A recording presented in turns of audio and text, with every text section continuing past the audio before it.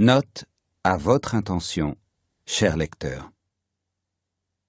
Quel que soit le stade où vous vous trouvez dans votre vie, que vous soyez au sommet de votre art ou face à des difficultés, en ayant du mal à trouver votre voie, je suis persuadé que nous avons une chose en commun, et même probablement bien plus, mais je suis sûr de celle-ci. Nous souhaitons avoir une vie meilleure et nous améliorer.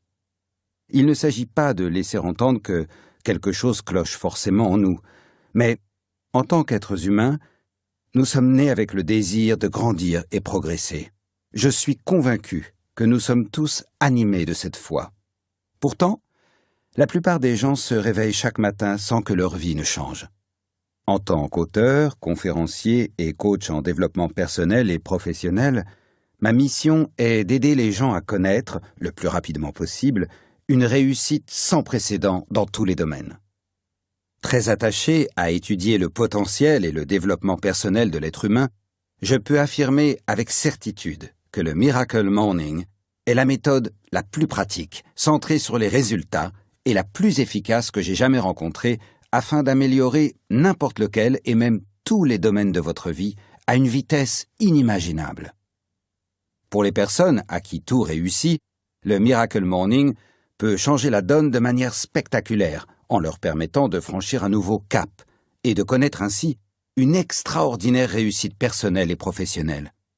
Si cette méthode peut vous permettre d'augmenter vos revenus ou d'accroître votre activité, il s'agit plutôt de découvrir de nouveaux moyens d'atteindre l'épanouissement et l'équilibre dans des sphères de la vie que vous avez peut-être négligées, comme la santé, le bonheur, la vie amoureuse, les finances, la spiritualité ou d'autres domaines figurant en tête de votre liste de priorités. Pour ceux qui traversent une période difficile sur le plan mental, émotionnel, physique, financier, relationnel ou autre, le Miracle Morning a prouvé à maintes reprises qu'il était capable de donner à quiconque la force de relever des défis de prime abord insurmontables, de réaliser des progrès décisifs et de renverser des situations, le tout en très peu de temps. Que vous souhaitiez améliorer quelques domaines clés ou que vous soyez prêt pour un bouleversement d'envergure qui transformera radicalement votre existence, de sorte que votre situation actuelle ne sera plus que de l'histoire ancienne, vous avez frappé à la bonne porte. Vous êtes sur le point d'entamer un extraordinaire périple en recourant à une méthode simple mais révolutionnaire, garantissant la transformation de n'importe quel pan de votre vie. Et tout ceci avant 8 heures. Je sais, c'est bien beau comme promesse. Mais le Miracle Morning a déjà permis à des dizaines de milliers de personnes à travers le monde, et j'en fais partie, d'obtenir des résultats tangibles. Cette méthode peut vraiment vous faire accéder à vos rêves, et c'est pour moi un immense honneur de vous la faire découvrir. J'ai fait tout ce qui était en mon pouvoir pour m'assurer que tout le temps, l'énergie et l'attention consacrées à la lecture de ce livre puissent changer votre existence. Merci de m'accueillir à bord de votre vie. Nous sommes sur le point d'entamer ensemble un voyage miraculeux. Avec tout mon amour et ma reconnaissance, Hal. Dédicace. Je dédie ce livre aux personnes les plus importantes de ma vie, ma famille, maman, papa, Hayley, ma femme, Ursula, et nos 2 enfants, Sophie et Alsten. Mon amour pour vous dépasse les mots. À la mémoire de ma sœur bien-aimée, Emery Christine Elrod. Il n'existe que 2 façons de vivre votre vie. L'une, comme si rien n'était un miracle. L'autre, comme si tout était un miracle. Albert Einstein. Les miracles ne sont pas en contradiction avec les lois de la nature, mais avec ce que nous savons de ces lois. Saint Augustin. La vie commence chaque matin. Joel Osteen. Introduction. Mon histoire et pourquoi la vôtre est celle qui importe. 3 décembre 1999. La vie est belle, merveilleuse même. J'ai 20 ans, terminé ma première année d'université et consacré les 18 derniers mois à devenir l'un des meilleurs commerciaux d'une société de marketing valant 200 millions de dollars. J'ai battu des records au sein de cette entreprise et gagné plus d'argent que je n'aurais jamais imaginé pouvoir le faire à cet âge. Je suis très amoureux de ma petite amie, ma famille est d'un grand soutien et j'ai les meilleurs amis dont on puisse rêver. Je suis vraiment heureux. Vous pensez peut-être que j'étais le roi du monde. Comment aurais-je pu me douter que mon monde allait s'écrouler ce soir-là? 23h32, à 110 km/h sur l'autoroute 99 en direction du sud. Nous venons de sortir du restaurant et de quitter nos amis. Nous ne sommes plus que tous les deux désormais. Fatigué de la soirée, ma petite amie somnole sur le siège passager. Pas moi. Je suis parfaitement éveillé, le regard scrutant la route, battant la mesure de l'index sur des airs de Tchaïkovski. Encore euphorique des événements de la soirée, dormir est bien la dernière chose qui occupe mon esprit. Filant à 110 km/h sur l'autoroute à bord de ma Ford Mustang blanche flambant neuve, cela fait seulement 2 heures que j'ai prononcé le meilleur discours de ma vie. J'ai reçu ma première ovation et je suis aux anges. En fait, j'ai très envie de crier ma gratitude à tous ceux susceptibles de m'entendre, mais ma petite amie s'est maintenant endormie. J'envisage d'appeler mes parents, mais il est tard. Ils sont peut-être déjà couchés. J'aurais dû appeler. Mais comment aurais-je pu savoir que cet instant serait la dernière occasion de parler à mes parents, ou à n'importe qui d'autre, avant un bon bout de temps? Une réalité dépassant l'entendement. Non. Je ne me souviens pas avoir vu les phares d'un gros pick-up Chevrolet me fonçant dessus. Et pourtant, à cet instant fatal, le pick-up qui roule à une vitesse estimée à près de 130 km/h se fracasse contre l'avant de ma Ford Mustang, bien plus petite et qui ne fait donc pas le poids. Les secondes suivantes s'écoulent au ralenti, la mélodie de Tchaïkovski orchestrant notre danse macabre. Les châssis métalliques de nos 2 véhicules entrent en collision, puis se tordent et cèdent dans un hurlement. Les airbags de ma Mustang se déclenchent avec suffisamment de force pour nous faire plonger dans l'inconscience. Mon cerveau, qui avance encore à 110 km/h, est projeté contre l'avant de ma boîte crânienne, détruisant ainsi une grande partie des tissus cérébraux vitaux constituant mon lobe frontal. À cause du choc, l'arrière de ma Mustang se retrouve sur ma droite, faisant de ma portière conducteur une cible inévitable pour le véhicule qui me suit. Une berline Saturn, conduite par un jeune de 16 ans, percute à 110 km/h ma portière, laquelle s'encastre dans mon flanc gauche. Le cadre métallique du toit de ma voiture s'effondre sur ma tête, me fendant le crâne et me tranchant presque l'oreille gauche. Les os de mon orbite gauche sont broyés. Mon globe oculaire se retrouve en train de pendre dangereusement. J'ai le bras gauche cassé, le nerf radial coupé au niveau de l'avant-bras et le coude en miettes. La fracture ouverte fait ressortir l'humérus derrière mon biceps.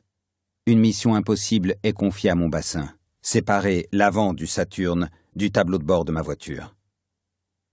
J'ai donc le bassin cassé en 3 morceaux. Enfin, mon fémur, le plus grand os du corps humain, est brisé en 2. Une partie ayant transpercé ma cuisse et fait un trou dans mon pantalon noir. Il y a du sang partout. J'ai le corps en morceaux. Mon cerveau a subi des dégâts irréversibles. Incapable de supporter l'immense douleur, mon corps dit stop. Ma pression artérielle chute et tout devient noir alors que je sombre dans le coma. On ne vit que 2 fois. Ce qui se produit ensuite est tout bonnement incroyable. Bon nombre de personnes parleront de miracle. Les secours arrivent et les pompiers libèrent mon corps de l'amas de tôle à l'aide de mâchoires de désincarcération. Après avoir été dégagé, je fais une hémorragie. Mon cœur cesse de battre et j'arrête de respirer. Je suis cliniquement mort. Les secouristes me chargent immédiatement à bord de leur hélicoptère et s'attachent avec détermination à me sauver la vie. Ils y parviennent 6 minutes plus tard. Mon cœur se remet à battre. Je respire de l'oxygène pur. J'ai la chance d'être en vie. Je passe 6 jours dans le coma, puis on m'apprend au réveil que je ne remarcherai peut-être jamais. Après 7 semaines difficiles de convalescence et de rééducation à l'hôpital, à réapprendre à marcher, je suis confié aux bons soins de mes parents, retrouvant donc le monde réel. Avec 11 os fracturés, des dommages au cerveau irréversibles et une petite amie qui m'a quitté alors que j'étais encore hospitalisé, la vie telle que je la connaissais avant ne sera plus jamais la même. Croyez-moi si vous voulez, cela s'avérera être une bonne chose. Malgré mes difficultés à affronter ma nouvelle situation, ne pouvant parfois m'empêcher de me demander « Pourquoi moi ?», j'ai pris la responsabilité de revenir à la vie. Au lieu de me plaindre du fait que les choses devraient être autrement, je me suis investi dans ce qui était désormais ma vie. J'ai cessé de dépenser de l'énergie à souhaiter autre chose, à rêver que ce malheur ne me soit jamais arrivé, pour tirer à 100% parti de ce que j'avais. Puisque je ne pouvais changer le passé, je me suis efforcé d'aller de l'avant. J'ai consacré ma vie entière à exploiter mon potentiel et à réaliser mes rêves. Et j'ai donc pu découvrir comment inciter les autres à en faire autant. En me donnant l'occasion d'être sincèrement reconnaissant de tout ce que j'avais, d'accepter inconditionnellement tout ce que je n'avais pas et d'endosser l'entière responsabilité de créer tout ce que je souhaitais, cet accident de voiture, potentiellement désastreux, s'est révélé être l'une des meilleures choses qui me soient arrivées. Dépendant de ma croyance, selon laquelle les événements ne se produisent pas sans raison, mais qu'il est de notre responsabilité de choisir les raisons les plus stimulantes de la survenue des difficultés, événements et circonstances de la vie, mon accident a permis mon retour triomphal à la vie. 2000. Cette année, qui débute alors que je suis alité à l'hôpital, cassé de partout mais pas vaincu, se termine très différemment. Même si je n'ai pas de voiture, et encore moins de mémoire à court terme, et que j'ai toutes les excuses du monde pour rester à la maison à m'apitoyer sur mon sort, je reprends mon poste de commercial chez Cutco. Je signe la meilleure année de ma carrière, terminant en 6e position des commerciaux de l'entreprise, sur 60 000. Tout ceci pendant que je me remets encore, physiquement, mentalement, émotionnellement et financièrement, de mon accident. 2001. Ayant tiré de mon expérience des enseignements précieux sur la vie, le moment est venu de transformer mon malheur en inspiration et responsabilisation des autres. Je commence à raconter mon histoire dans les lycées et les universités. Les réactions de la part des étudiants et du corps enseignant sont extraordinairement positives, et je me lance dans une mission visant à toucher les jeunes. 2002. Mon excellent ami John Berghoff m'encourage à écrire un livre sur mon accident afin d'inspirer davantage les autres. Je me mets donc à écrire. J'arrête aussi vite que j'ai commencé. Je ne suis pas écrivain. Au lycée, les dissertations me donnaient du fil à retordre, alors imaginez un livre. Après de multiples tentatives qui me laissent toujours immobile et frustré face à l'écran de mon ordinateur, je m'incline, cet ouvrage n'est pas prêt de sortir. Mais je termine une fois de plus l'année dans le top 10 des commerciaux de Cutco. 2004. Pour m'essayer au management, j'accepte le poste de directeur commercial au sein du bureau de Sacramento, toujours chez Cutco. Notre équipe finit numéro 1 et bat le record annuel de vente. Cet automne-là, je bats mon record personnel et j'entre au panthéon de l'entreprise.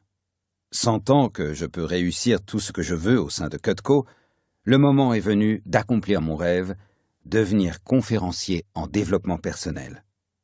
Je pourrais même peut-être écrire le livre qui germe dans mon esprit depuis 2 ans. Je rencontre également Ursula. Nous sommes inséparables et j'ai le sentiment qu'elle pourrait être la femme de ma vie. Février 2005. Assis parmi les spectateurs à l'occasion de ce qui était dans mon esprit ma dernière conférence Cutco, j'ai eu une prise de conscience douloureuse. Je n'ai jamais exprimé tout mon potentiel. Aïe! J'ai certes remporté des récompenses et battu des records de vente, mais en regardant depuis mon siège les 2 meilleurs commerciaux recevoir la plus belle récompense offerte par Cutco, la Rolex tellement convoitée, Je me rends compte que je ne me suis jamais totalement investi, tout du moins pas pendant une année entière. Je ne serais pas capable de vivre en paix avec moi-même si je quittais la société avant d'avoir exprimé tout mon potentiel. Je dois m'accorder une année supplémentaire, mais cette fois-ci en me donnant à fond. Malgré une prise de décision tardive, je me fixe l'objectif de pratiquement doubler mon meilleur chiffre annuel. Je suis terrifié, mais déterminé. Je m'oblige également à écrire ce livre pour faire connaître mon histoire au monde. Je travaille 365 jours d'affilée, à vendre et à écrire, en m'imposant une discipline inédite au cours des 25 premières années de mon existence. La passion m'habite et je suis déterminé à faire ce que je n'ai jamais fait, m'aventurer hors de mon royaume de médiocrité terriblement confortable, qui régit ma vie depuis toujours, afin de côtoyer la dimension de l'extraordinaire.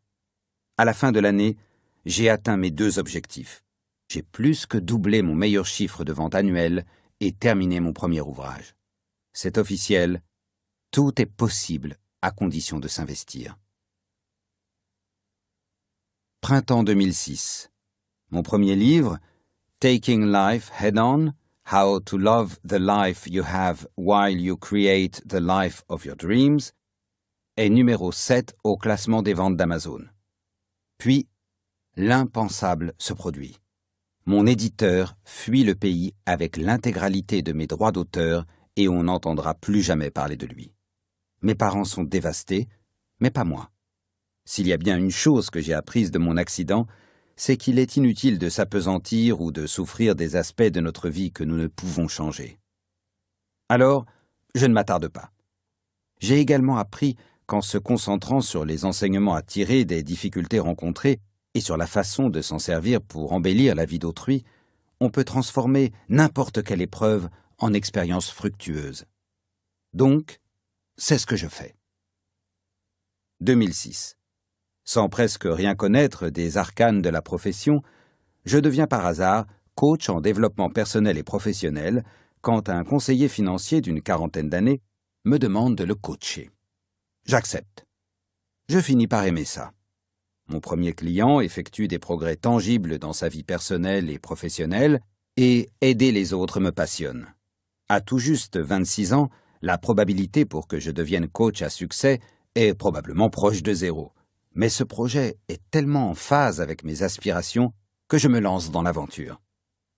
Mon activité de coach décolle et j'accompagne alors des centaines d'entrepreneurs commerciaux et chefs d'entreprise. Peu de temps après, je donne ma première conférence rémunérée en étant engagé par les Boys and Girls Clubs of America. Bien que m'adressant depuis 1998 à des auditoires professionnels imposants, constitués de commerciaux, cadres et dirigeants, je décide qu'avec mes cheveux hérissés, mon apparence jeune et le surnom de Yopal Hall, mon discours doit se tourner vers les jeunes. Je commence à prendre la parole dans des lycées et des universités du coin. 2007. L'année où ma vie s'est écroulée. L'économie américaine se disloque. Du jour au lendemain, mon revenu est divisé par 2. Mes clients ne peuvent plus s'offrir de séances de coaching.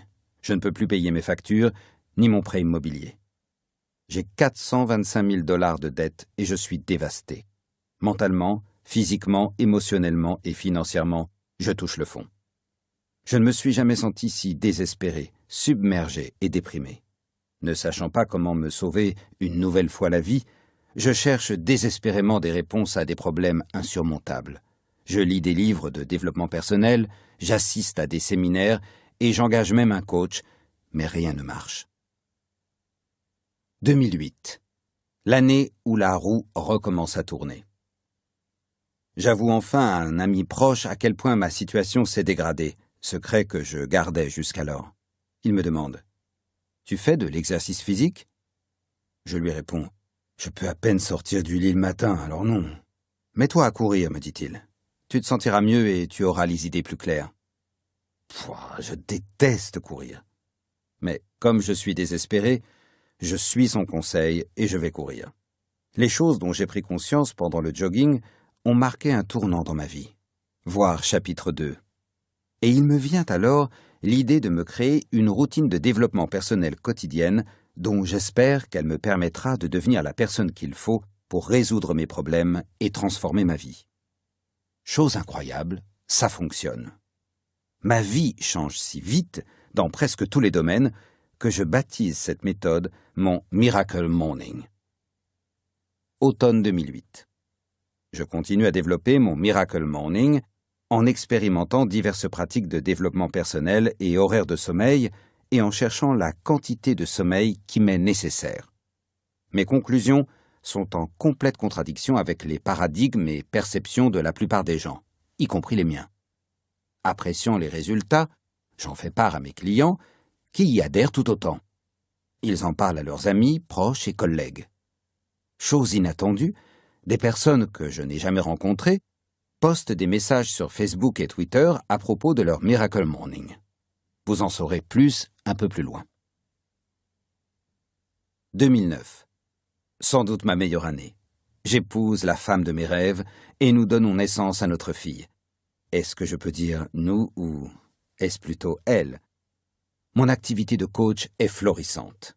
J'ai dû mettre en place une liste d'attente.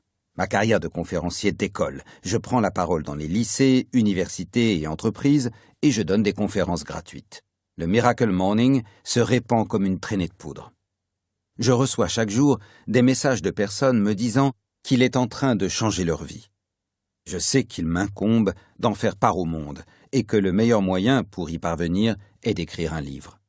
Je me remets doucement à l'écriture.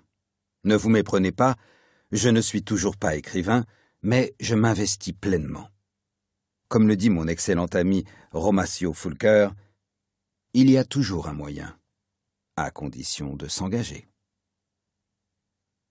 2012.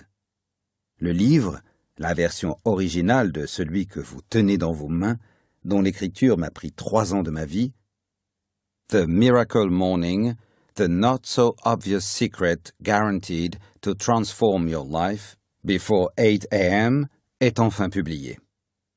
Quand il se retrouve à la première place des ventes sur Amazon, puis devient la première année l'un des ouvrages les mieux notés dans l'histoire du site vendeur, avec plus de 500 commentaires et une moyenne de 4,7 étoiles sur 5, je suis estomaqué.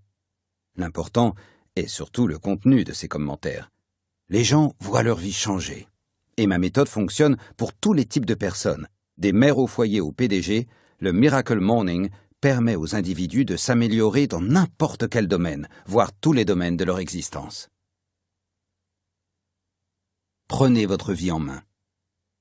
Je vous fais part de mon histoire afin de vous prouver que l'on peut tout surmonter et tout atteindre, quelle que soit la situation ou les difficultés que l'on rencontre. Si j'ai pu m'en sortir après avoir frôlé la mort, m'être entendu dire que je ne remarcherai jamais plus, avoir été sur la paille et si dépressif que je ne voulais pas sortir de mon lit pour m'offrir la vie que j'avais toujours voulu vivre, il n'existe aucune raison ni excuse pour que vous ne dépassiez pas les limites qui vous empêchent de réussir votre vie. Rien, que dalle, nada. Tout ce qu'une autre personne a surmonté ou accompli est simplement la preuve qu'il est possible de surmonter ou de réussir n'importe quoi. Et je dis bien n'importe quoi, quelle que soit notre situation passée ou actuelle. Cela implique d'abord d'accepter l'entière responsabilité de chaque aspect de votre vie et de refuser de rejeter la faute sur les autres. Le degré d'acceptation de votre responsabilité pour tout ce qu'il vous arrive dans votre vie correspond précisément à la force de votre pouvoir mental de changer ou créer quelque chose dans votre existence. Il est important de cerner la différence entre responsabilité et faute. La responsabilité est la qualité de la personne qui s'engage à améliorer les choses. En repensant à mon accident, le conducteur ivre était fautif, tandis que j'avais la responsabilité d'améliorer ma vie, de créer la situation que je souhaitais. Peu importe le fautif, l'essentiel, c'est que vous et moi nous engagions à abandonner le passé et à nous façonner personnellement la vie dont nous rêvons, en commençant dès aujourd'hui.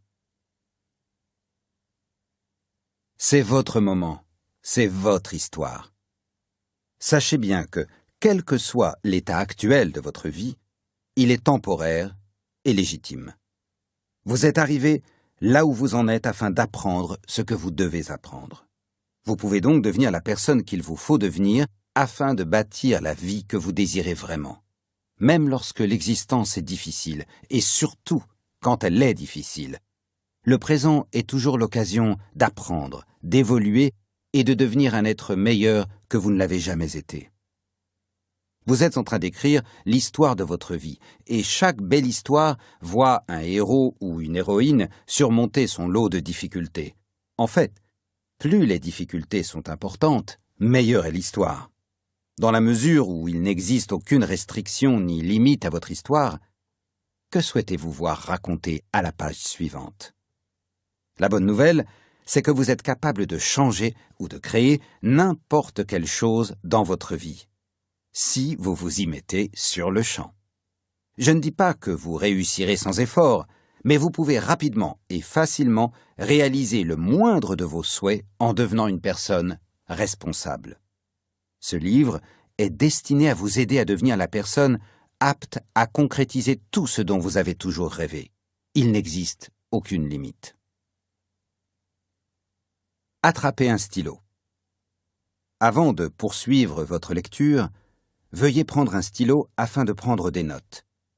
Notez tous les éléments sur lesquels vous pourriez avoir envie de revenir plus tard, idées, stratégies et enseignements les plus importants. Alors, vous êtes bien armé d'un stylo? C'est parti! Le chapitre suivant de votre vie est sur le point de débuter. Mais cette fois, c'est vrai, on n'a pas assez de temps pour être à la fois malheureux et médiocre. Non seulement ça ne rime à rien, mais en plus, c'est pénible. Seth Godin. Pour se coucher satisfait, il faut se lever chaque matin déterminé. George Lorimer. Comment se fait-il que lorsqu'un bébé vient au monde, nous parlons souvent de miracle de la vie avant de poursuivre notre chemin en acceptant la médiocrité de notre propre existence? À quel moment avons-nous perdu de vue le miracle que nous vivons? Quand vous êtes né, tout le monde vous a assuré que vous pourriez faire, être et avoir tout ce que vous vouliez une fois grand. Alors maintenant que vous êtes grand, faites-vous, êtes-vous et avez-vous tout ce dont vous avez toujours rêvé ou avez-vous revu tout ça à la baisse? Dernièrement, j'ai lu une étude alarmante. L'Américain moyen est en surpoids de 9 kilos, endetté à hauteur de 10 000 $, un peu déprimé, n'aime pas son travail et n'a aucun ami proche. Même si une infime partie de cette enquête est vraie, les Américains doivent vraiment se réveiller. Et vous? Exploitez-vous au maximum votre potentiel et faites-vous en sorte d'atteindre le niveau de réussite dont vous rêvez, dans chaque domaine de votre vie? Ou existe-t-il des sphères dans lesquelles vous mettez la barre moins haut? Vous contentez-vous de peu par rapport à vos capacités, en disant ensuite, pour vous justifier, que cela vous convient, ou êtes-vous prêt à arrêter de vous comporter ainsi afin de pouvoir entamer votre vie idéale, vous savez, celle dont vous avez toujours rêvé? Placez votre vie au plus haut niveau. Voici l'une de mes devises préférées, partagée par Oprah Winfrey, la célèbre animatrice et productrice de télévision. La plus grande aventure que vous puissiez entreprendre est de vivre la vie dont vous rêvez. Entièrement d'accord.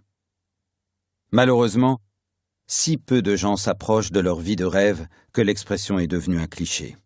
La plupart des gens se résignent à vivre une vie médiocre, acceptant passivement ce que leur réserve l'existence. Même les individus doués, qui connaissent beaucoup de succès dans un domaine tel que les affaires, ont tendance à se contenter de la médiocrité dans un autre domaine, tel que la santé ou la vie amoureuse. Comme le dit avec éloquence l'auteur à succès Seth Godin, existe-t-il une différence entre moyen et médiocre? Pas vraiment. Ce n'est pas parce que la plupart des gens, y compris peut-être vos amis, proches et collègues, procèdent ainsi, que votre ambition doit être inférieure à ce que vous désirez au plus profond de vous-même, dans n'importe quel domaine. Vous pouvez devenir l'une des rares personnes capables de connaître une réussite extraordinaire, simultanément dans chaque sphère de votre vie. Bonheur, santé, finances, liberté, succès, amour. Vous pouvez vraiment avoir tout ça. Si nous mesurons le succès, la satisfaction et l'épanouissement dans n'importe quel domaine de notre vie sur une échelle de 1 à 10, nous voulons tous un 10, n'est-ce pas? Je n'ai jamais rencontré quelqu'un qui dise « Non, je veux juste un 7 pour ma santé, je n'ai pas envie d'être en excellente santé, je ne tiens pas à avoir trop d'énergie. » Ou bien « Tu sais, je me contente très bien d'un 5 pour ma vie amoureuse. Me disputer avec mon conjoint ne me dérange pas, peu importe que mes besoins ne soient pas satisfaits, et je ne veux vraiment pas que nous devenions l'un de ces couples tellement heureux qui ennuient les autres couples. » Vous êtes sur le point de découvrir que décrocher un 10 dans tous les domaines est non seulement possible, mais également simple. Il suffit de s'attacher chaque jour à devenir une personne notée 10, capable de créer, attirer, atteindre et maintenir une réussite maximale dans chaque sphère. Et si je vous disais que cela commence par la manière de vous réveiller le matin et que grâce à des mesures simples et modestes à prendre aujourd'hui même, vous allez pouvoir atteindre le niveau de succès dont vous rêvez et que vous méritez. Cela vous enthousiasmerait-il? Vous me croiriez? Certains ne me croiront pas. Trop de personnes sont blasées. Elles ont essayé tout ce qu'il est possible d'imaginer pour améliorer leur vie, leur couple, etc. et elles n'ont toujours pas atteint la destination souhaitée. Je comprends. Je suis passé par là. Puis, avec le temps, j'ai appris quelques trucs qui ont tout changé. Je vous tends la main et vous invite à passer de l'autre côté. Là où la vie n'est pas belle, mais extraordinairement belle, au point qu'il vous était impossible de l'imaginer ainsi auparavant. Ce livre développe 3 arguments indispensables. 1. Vous méritez et êtes autant capable qu'une autre personne de créer et d'entretenir santé, richesse, bonheur, amour et réussite à des niveaux extraordinaires. Il est absolument crucial, non seulement pour la qualité de votre vie, mais aussi pour l'impression que vous faites à vos proches, amis, clients, collègues de travail, enfants, voisins et quiconque évoluant dans votre cercle, que vous commenciez à vivre en phase avec cette vérité. 2.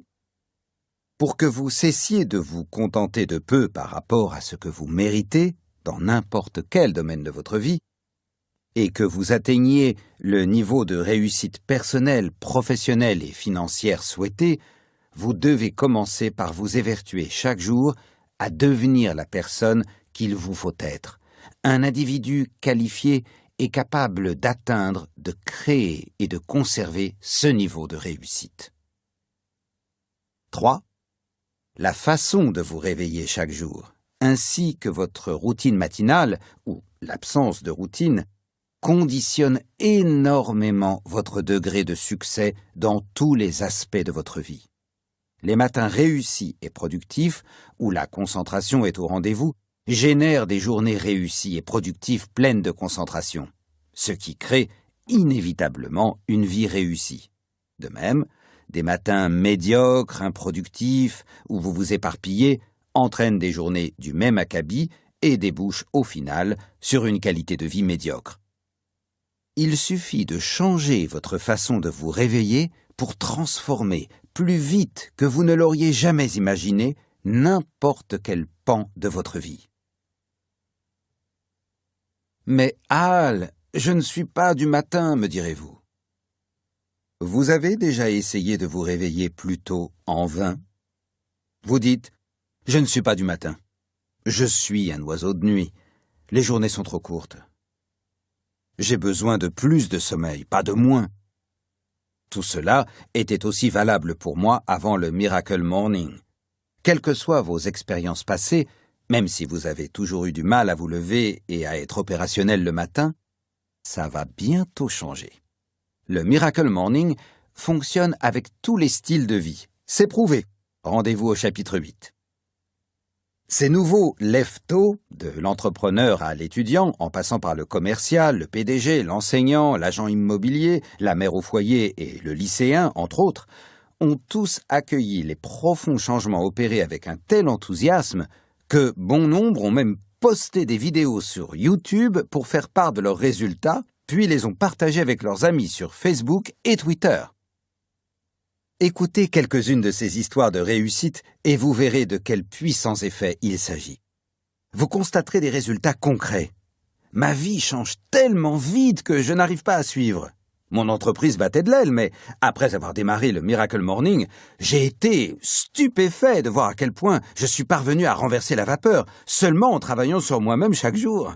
Et j'en suis au 79e jour du Miracle Morning et depuis le début, je n'ai pas manqué un seul jour. C'est vraiment la première fois que je fais quelque chose en tenant plus de 2 jours ou 2 semaines.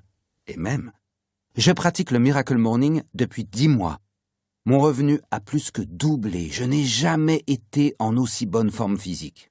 Et enfin, l'un de mes témoignages préférés, j'ai perdu plus de 11 kilos grâce au Miracle Morning. Revenu en augmentation, meilleure qualité de vie, discipline accrue, diminution du stress et même perte de poids. Tout ceci est à votre portée. Dans le chapitre suivant, je vous indique concrètement comment j'ai utilisé le Miracle Morning pour sortir du gouffre dans lequel je me trouvais, une activité en berne, noyé sous une dette personnelle de 425 000 $, très dépressif et dans la moins bonne forme physique de ma vie, et monter plusieurs affaires florissantes, plus que doubler mon revenu, rembourser intégralement mes dettes et réaliser mes rêves, donner des conférences dans le monde entier, voir mon histoire figurer dans la célèbre collection américaine Chicken Soup for the Soul, passer dans des émissions de radio et de télévision à travers le pays et participer à un ultramarathon de 83 km en étant au top mentalement et physiquement, le tout en l'espace de moins d'1 an. Vous découvrirez également des secrets pas si évidents qui vous garantiront presque à coup sûr le succès. La méthode Miracle Morning est non seulement simple, mais également extrêmement agréable et vous pourrez très vite la suivre sans peine jusqu'à la fin de vos jours. Bien sûr, vous aurez toujours la possibilité de faire la grasse matinée, mais vous vous apercevrez avec surprise que vous ne souhaitez plus traîner au lit. Je ne compte plus le nombre de personnes qui m'ont dit se réveiller tôt désormais, même le week-end, parce qu'elles se sentent mieux et sont plus productives. Imaginez, les adeptes du Miracle Morning m'ont aussi confié à de multiples reprises qu'en suivant ma méthode, ils retrouvaient chaque jour le sentiment qu'ils avaient étant petits le matin de Noël. Voilà ce que ça fait. Si vous ne fêtez pas Noël, repensez à un jour où vous vous êtes réveillé plein d'enthousiasme pour votre premier jour d'école, votre anniversaire ou un départ en vacances. Imaginez à quel point ce serait génial de démarrer chaque journée dans cet état d'esprit. Voici quelques-uns des bienfaits les plus importants qui vous attendent. Vous réveillez chaque jour armé d'une énergie plus grande et motivé à exploiter au maximum votre potentiel. Abaissez votre niveau de stress. Gagnez en clarté afin de surmonter rapidement n'importe quelle difficulté ou vous débarrasser de croyances limitantes qui entravent votre progression. Être en meilleure santé, perdre du poids, si vous le souhaitez. Accroître votre productivité et améliorer votre capacité à vous focaliser comme jamais sur vos principales priorités. Être plus reconnaissant et moins inquiet. Accroître grandement votre capacité à gagner plus d'argent. Découvrir et commencer à suivre le sens donné à votre vie. Arrêtez de vous contenter de peu par rapport à ce que vous méritez et désirez réellement dans n'importe quel domaine et commencez à vivre en phase avec votre vision de l'existence la plus extraordinaire que vous puissiez imaginer.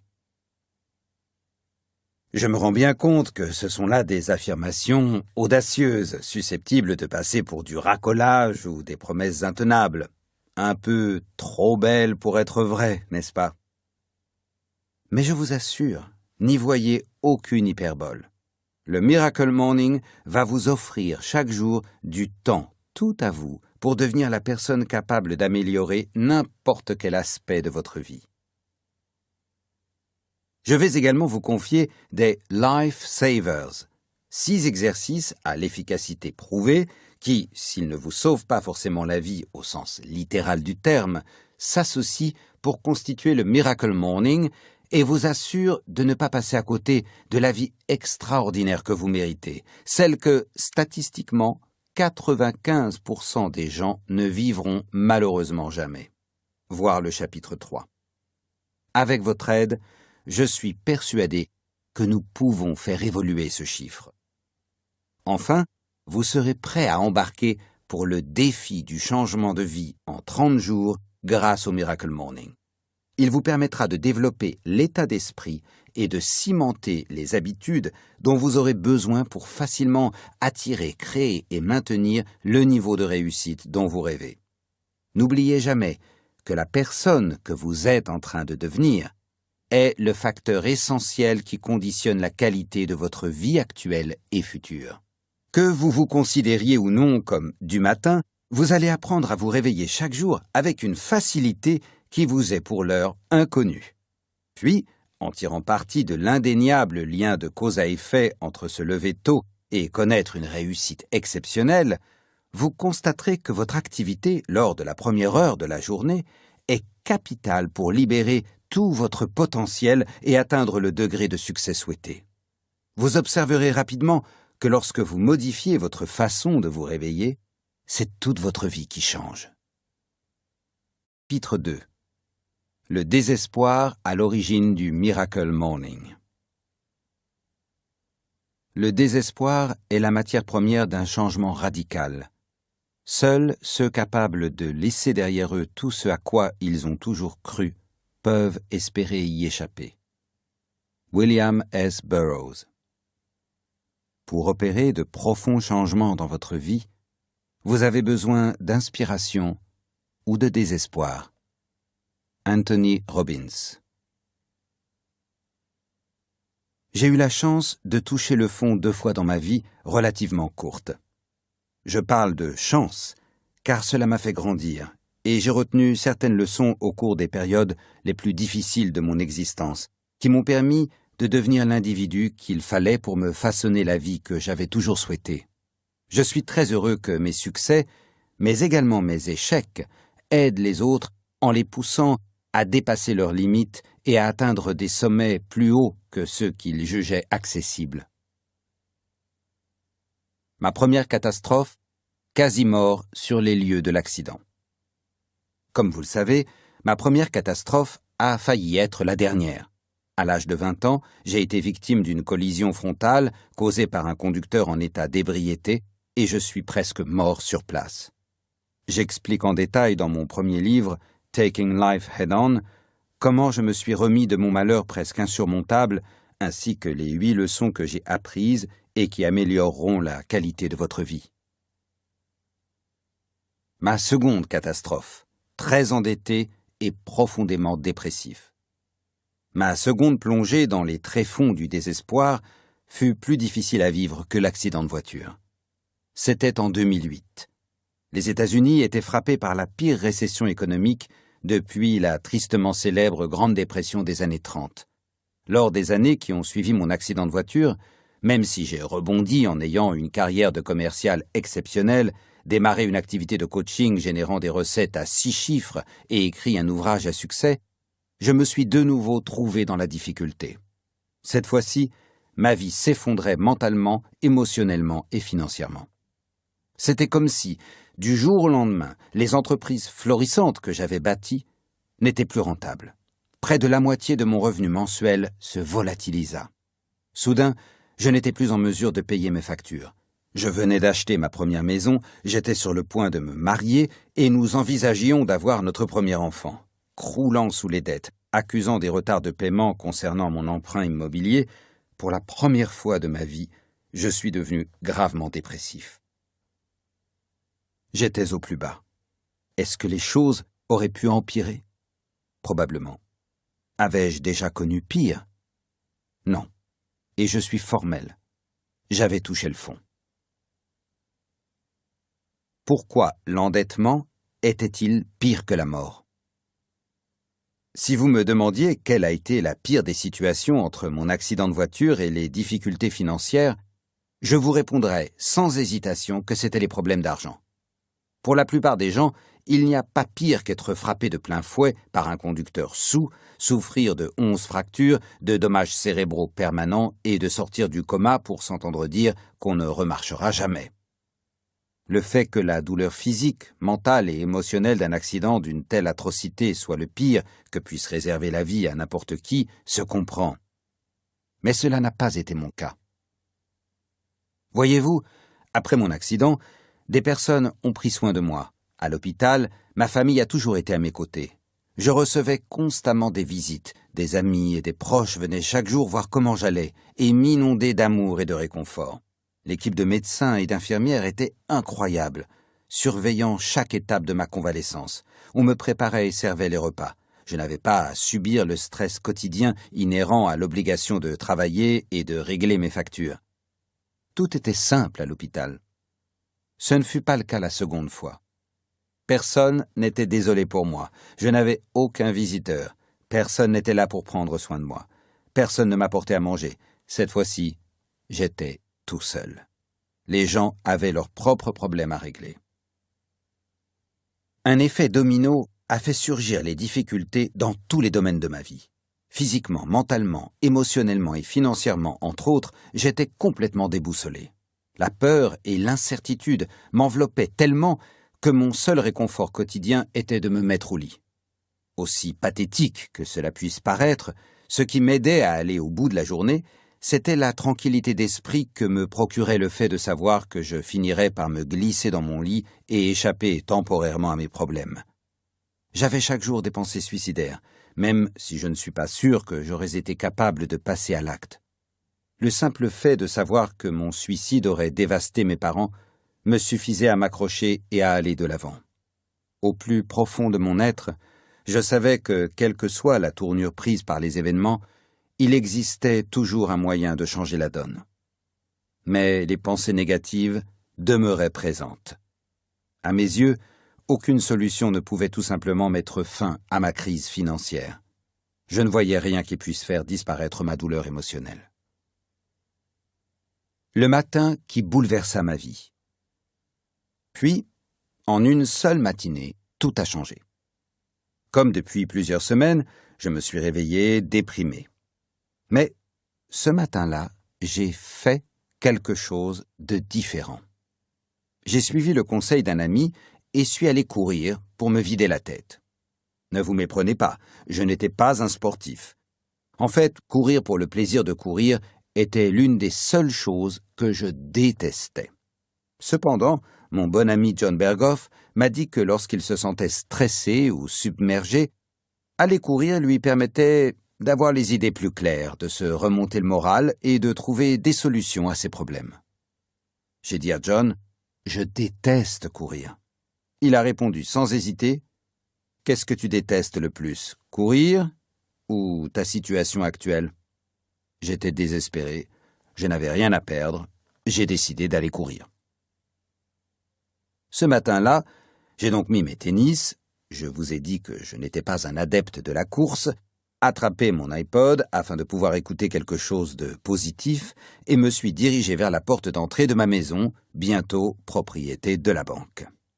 J'allais vivre l'un de ces moments bouleversants qui allaient immédiatement commencer à changer le cours de mon existence. En écoutant un enregistrement de développement personnel de Jim Rohn, j'ai entendu quelque chose que je savais déjà, mais que j'ai vraiment compris. Vous savez, il vous arrive parfois d'entendre une chose à de multiples reprises sans vraiment la mettre en œuvre, puis un jour, ça fait tilt en vous. Il faut simplement être dans le bon état d'esprit pour que ça rentre.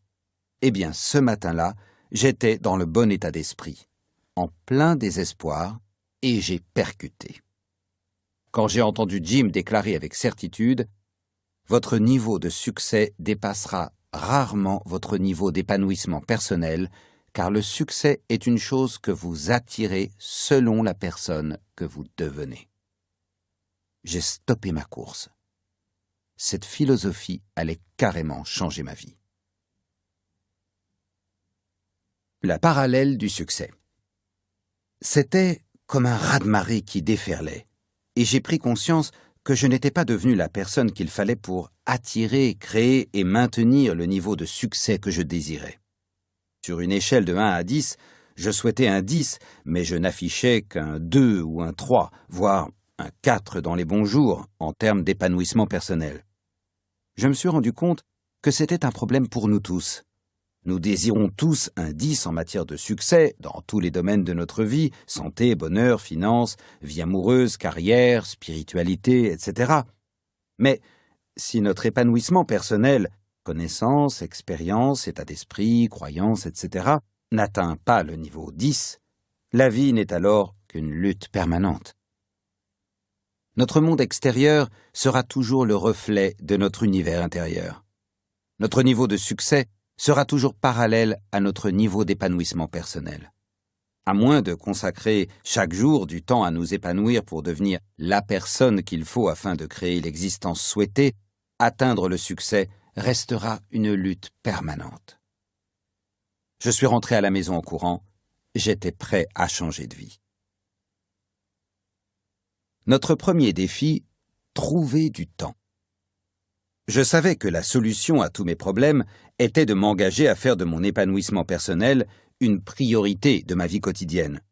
C'était le chaînon manquant qui me permettrait de devenir la personne qu'il fallait afin d'attirer, de créer et de maintenir les niveaux de succès que je souhaitais. Simple, non? Cependant, la principale difficulté était celle rencontrée par tout le monde. Trouver le temps. J'étais tellement occupé à simplement essayer de survivre et payer mes factures que l'idée de trouver un créneau rien qu'à moi me semblait presque impensable. Je suis sûr que vous voyez ce que je veux dire. J'adore ce que l'auteur à succès Matthew Kelly dit dans son livre « The Rhythm of Life ». D'une part, nous voulons être heureux et d'autre part, nous savons tout ce qui nous rend heureux. Mais nous ne faisons pas ce qui nous rend heureux. Pourquoi? C'est simple. Nous sommes trop occupés. Trop occupés à faire quoi? Trop occupés à essayer d'être heureux. J'ai donc attrapé mon agenda. Je me suis assis dans mon canapé et je me suis engagé à trouver du temps, à me créer du temps, à consacrer à mon épanouissement personnel quotidien. J'ai passé en revue les options suivantes.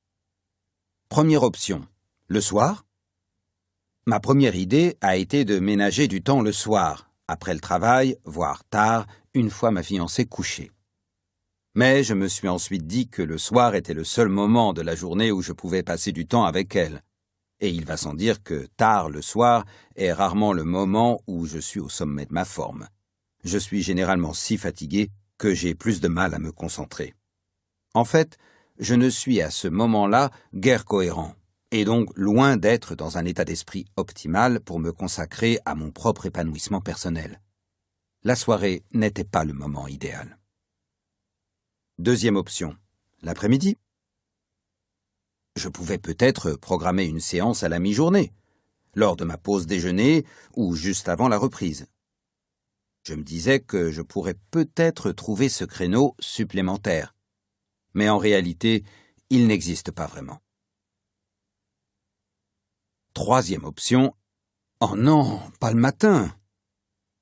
Puis, j'ai envisagé de faire ça le matin. Mais j'étais contre. Dire que je n'étais pas du matin est un doux euphémisme. En fait, je redoutais de devoir me lever, surtout de bonne heure, presque autant que je détestais courir. Mais plus j'y réfléchissais, plus l'idée commençait à s'imposer dans ma tête en toute logique. Tout d'abord, en casant ma séance le matin, ma journée démarrerait sur une note positive. Je pourrais apprendre des choses le matin. J'aurais probablement plus d'énergie, ma concentration serait meilleure et ma motivation accrue pour le restant de la journée. Je me suis souvenu d'un article lu sur le blog stevepavlina.com intitulé « The Rudder of the Day », le gouvernail de la journée. Steve, également auteur de Personal Development for Smart People, y écrivait « On dit que la première heure est le gouvernail de la journée. Si je traîne ou erre sans but durant la première heure suivant mon réveil, j'ai tendance à passer une journée peu productive et sans vrai but. Mais si je fais en sorte que cette première heure soit productive, le restant de la journée a tendance à être du même acabit. » Sans compter qu'en m'adonnant à une séance d'épanouissement personnel le matin, je n'aurai pas toutes les excuses qui s'accumulent en cours de journée. Je suis fatigué, je n'ai pas le temps, etc.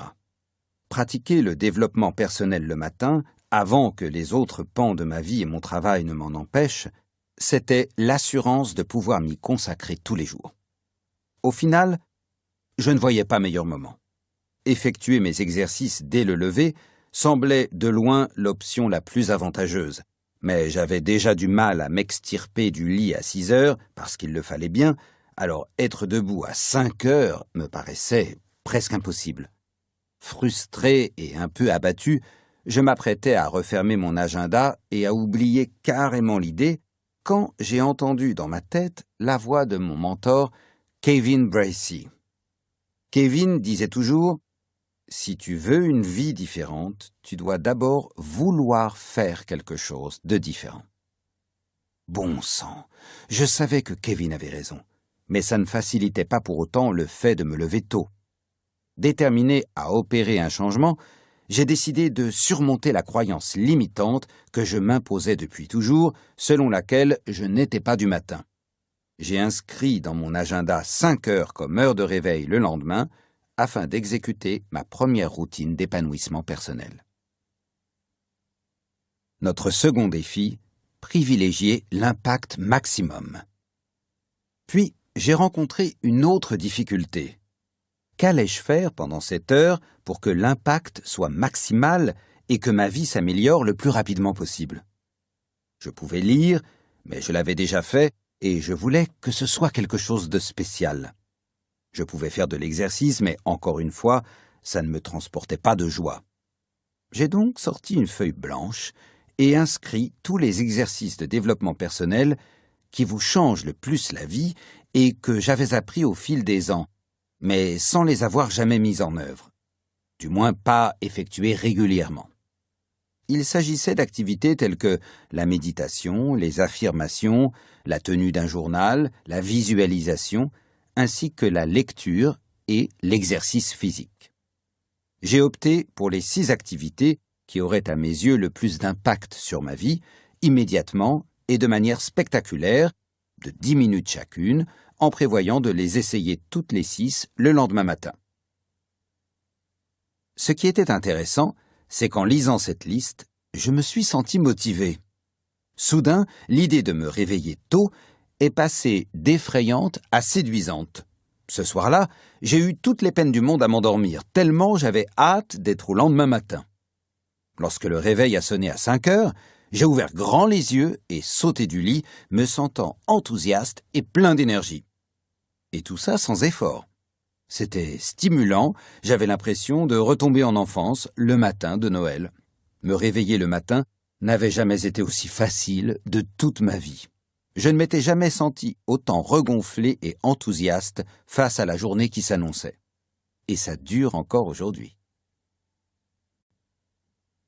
Le matin qui bouleversa ma vie.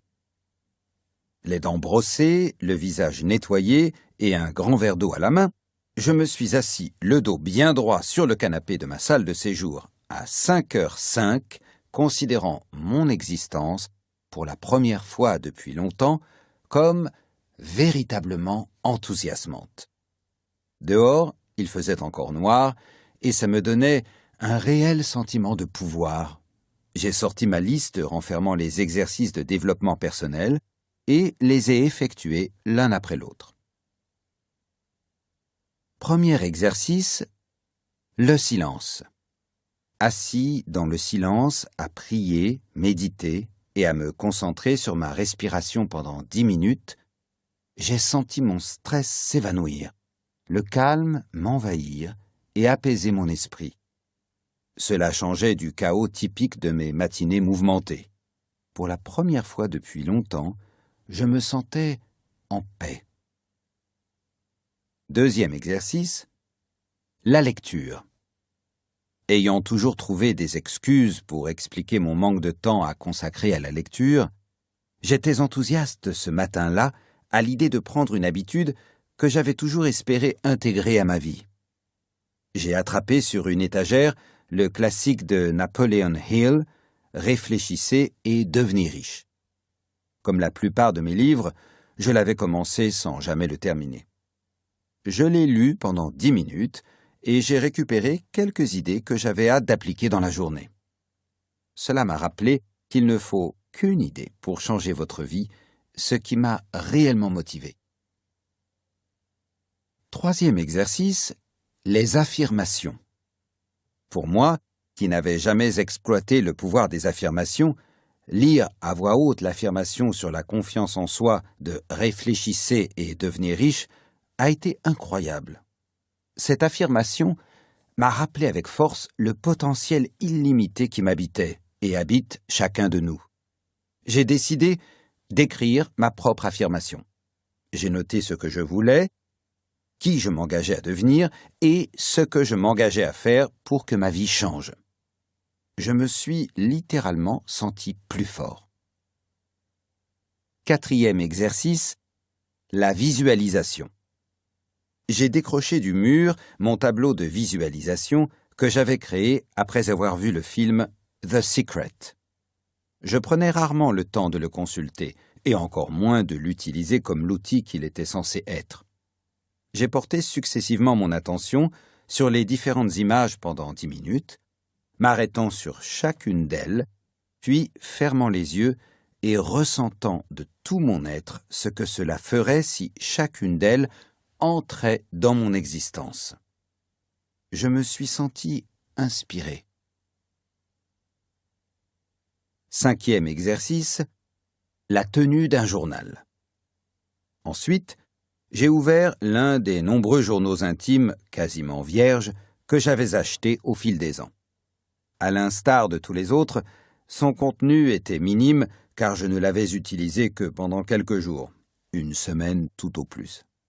J'ai senti, presque immédiatement, se lever cet épais brouillard pesant auparavant de tout son poids sur moi, qu'était ma dépression.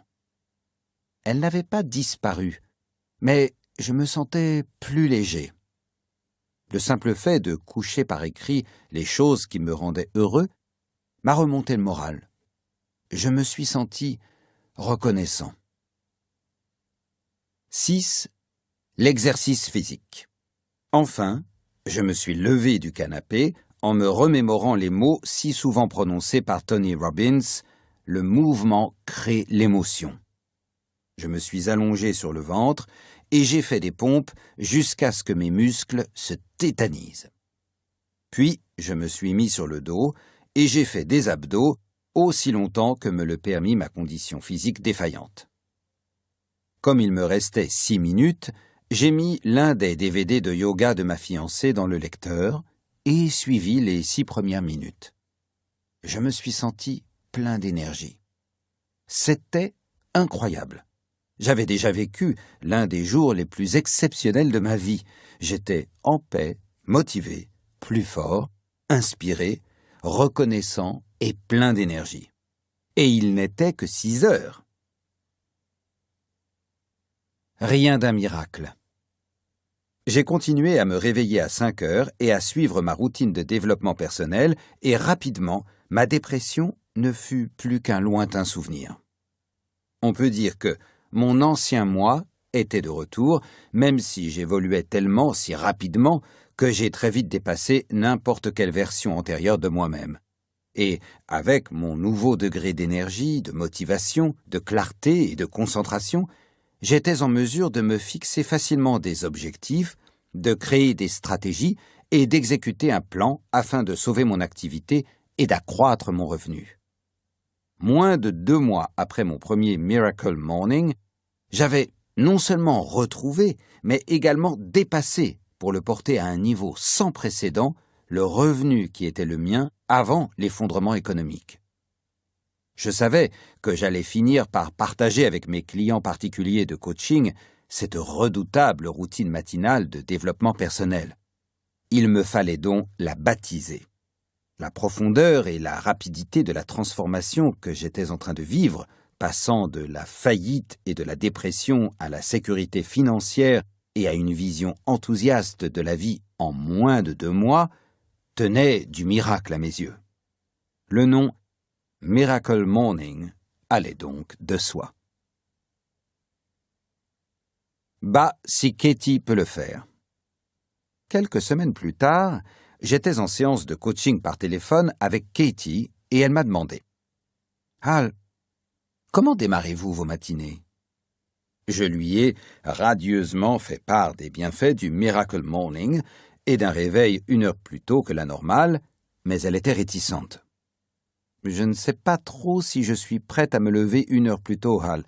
Croyez-moi, je ne suis pas du matin. » Katie a cependant accepté le défi. Elle s'est engagée à se lever à 6 heures, soit 1 heure plus tôt qu'à son habitude, et a essayé le Miracle Morning. Je l'ai encouragée et lui ai souhaité bonne chance.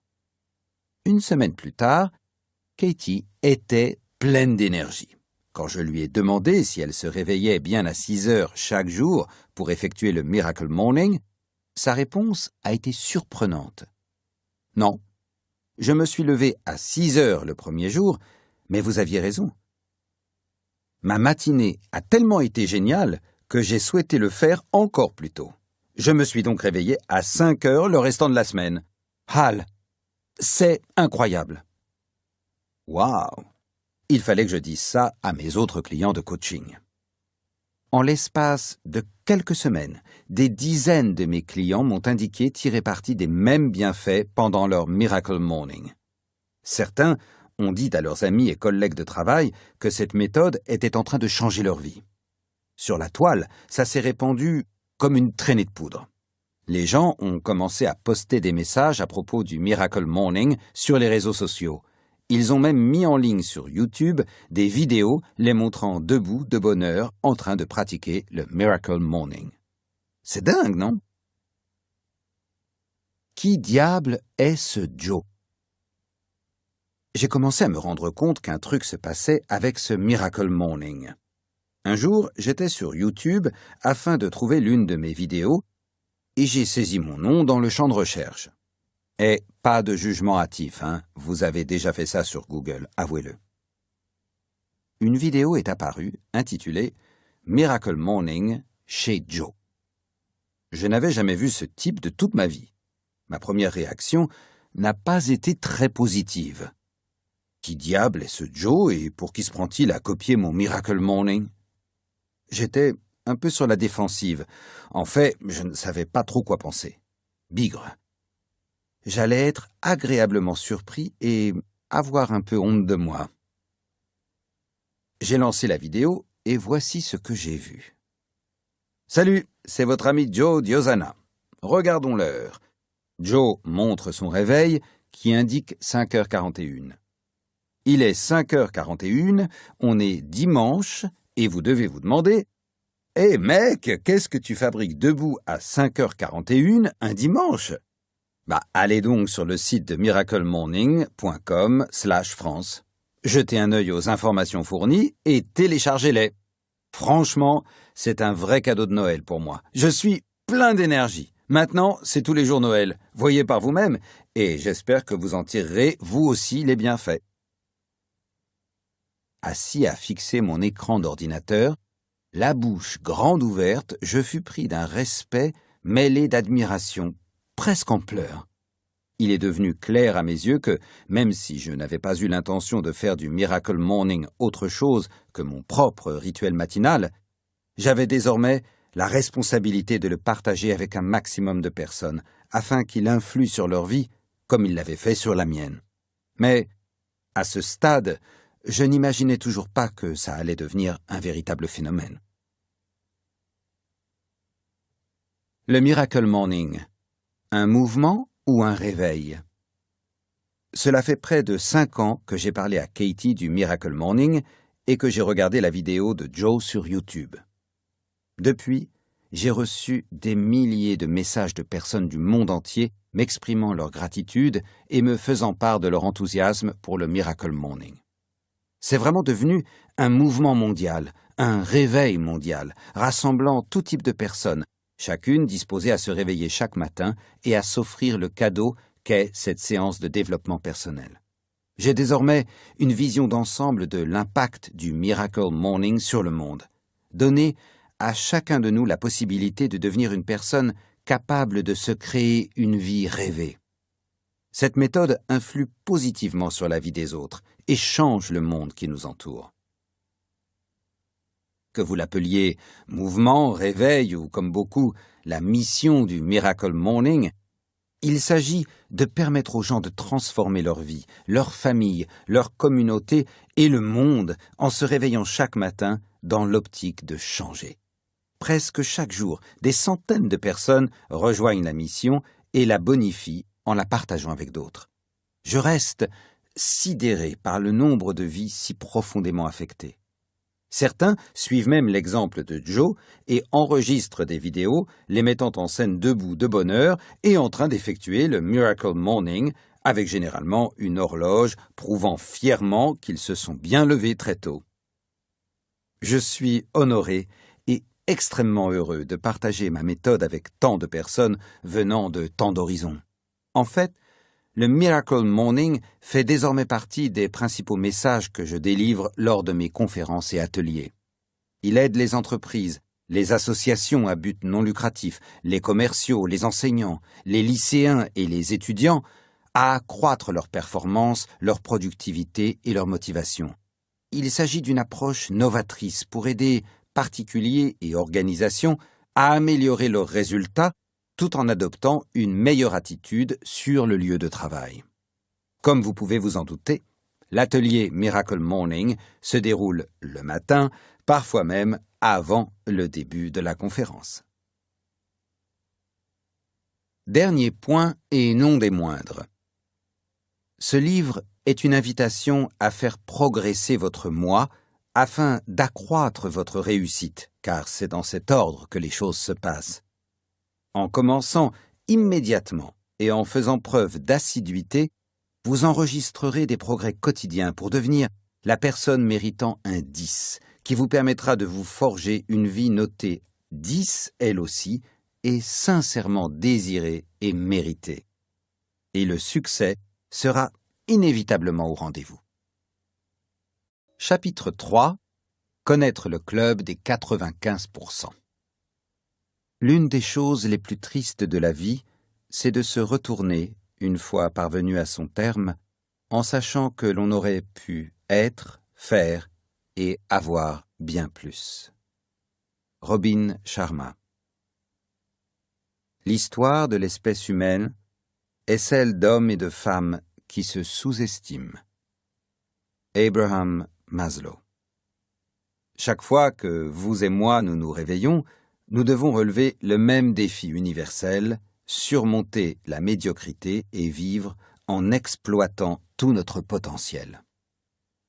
C'est le plus grand des défis de l'histoire de l'homme. Dépasser les excuses que nous trouvons, faire ce qui convient, donner le meilleur de nous-mêmes et créer la vie valant un 10 que nous souhaitons réellement, celle qui n'a pas de limite, celle que peu de personnes parviennent à s'offrir. Malheureusement, la plupart des gens ne s'en approchent même pas. Environ 95% des membres de notre société se contentent de bien moins que ce dont ils rêvent. Ils souhaiteraient avoir plus et vivent dans des regrets éternels, sans jamais comprendre qu'ils pourraient être, faire et avoir tout ce qu'ils veulent. Selon l'administration de la sécurité sociale américaine, si vous prenez 100 personnes au début de leur carrière professionnelle et les suivez pendant 40 ans jusqu'à leur départ en retraite, voici ce que vous constaterez. Seule une sera riche. 4 seront à l'abri des soucis financiers, 5 continueront de travailler, non par souhait mais par besoin, 36 seront morts, et 54 seront fauchés et dépendants de leurs amis, de leur famille, de leurs proches et du gouvernement pour vivre. Financièrement, seuls 5% seront parvenus à se créer une vie de liberté et 95% continueront de lutter jusqu'à la fin de leur jour. Par conséquent, la question cruciale, celle que nous devons nous poser et dont il nous faut trouver la réponse, est la suivante. Que pouvons-nous faire pour nous assurer de ne pas devoir batailler comme les 95% restants? Échapper à la médiocrité et faire partie des 5%. Le fait que vous ayez cet ouvrage entre les mains me donne à penser que vous êtes prêt à franchir un cap dans votre vie, que vous n'êtes plus disposé à suivre le troupeau en vous contentant de peu par rapport à ce que vous pouvez avoir, être et faire. Voici 3 phases simples, mais cruciales pour échapper à la médiocrité et rejoindre la minorité des 5%. Étape numéro 1. Connaître le club des 95%. Tout d'abord, nous devons savoir et comprendre pourquoi 95% des membres de notre société ne s'offriront jamais la vie qu'ils désirent au fond d'eux. Soyons bien conscients du fait que, si nous ne nous engageons pas à penser et à vivre dès à présent différemment de la plupart des gens, nous nous apprêtons à endurer une vie de médiocrité, de lutte constante, d'échecs et de regrets, comme la plupart des autres. Soyons conscients que cela risque d'englober nos amis, notre famille et nos pairs si nous n'agissons pas maintenant en montrant l'exemple, à savoir en nous engageant à exploiter notre potentiel. Être moyen, c'est vous contenter de moins que ce que vous souhaitez et êtes capable de produire, et vous retrouver à lutter toute votre vie. Chaque jour, la plupart des gens se contentent de peu et luttent dans presque tous les domaines.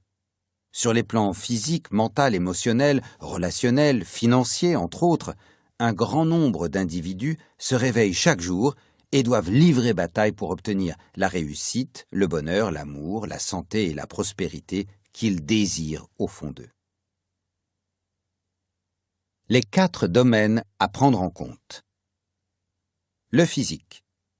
Par exemple, l'obésité est une épidémie. Des maladies potentiellement mortelles comme le cancer et les affections cardiaques sont en augmentation. L'individu moyen est épuisé, son niveau d'énergie physique étant constamment bas. La plupart ne semblent pas pouvoir générer assez d'énergie pour passer une journée sans avaler quelques tasses de café ou une boisson énergisante.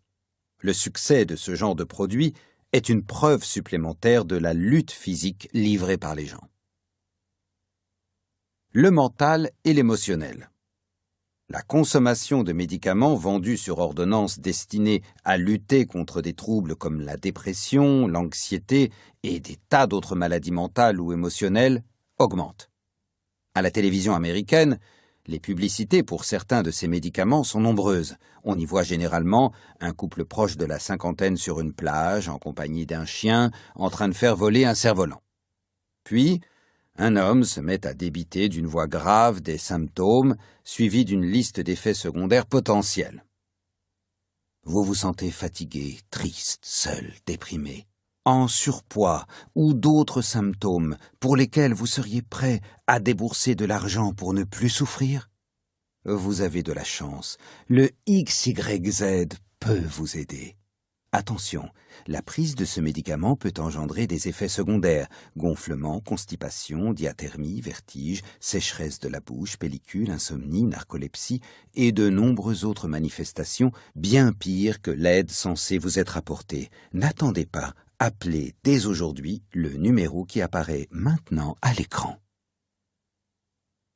La vie de couple. Il est de notoriété publique qu'une épidémie de divorce frappe le monde. Un mariage sur 2 se soldant par un échec. Autrement dit, plus de la moitié des personnes en couple, très amoureuses, qui se présentent devant leurs amis et leurs proches pour s'engager à vivre ensemble, pour le meilleur et pour le pire, dois-je vous le rappeler, livrent une véritable lutte pour que cela fonctionne. Après plus de 30 ans de mariage, 2 de mes personnes préférées, mes parents, ont divorcé dernièrement. Je ne connais que trop bien la douleur associée à cette bataille amoureuse très courante. Les finances. Les Américains, par exemple, n'ont jamais été autant endettés de toute l'histoire des États-Unis. La plupart des gens sont loin de gagner autant d'argent qu'ils aimeraient. Ils dépensent trop, n'économisent pas assez et rencontrent des difficultés financières.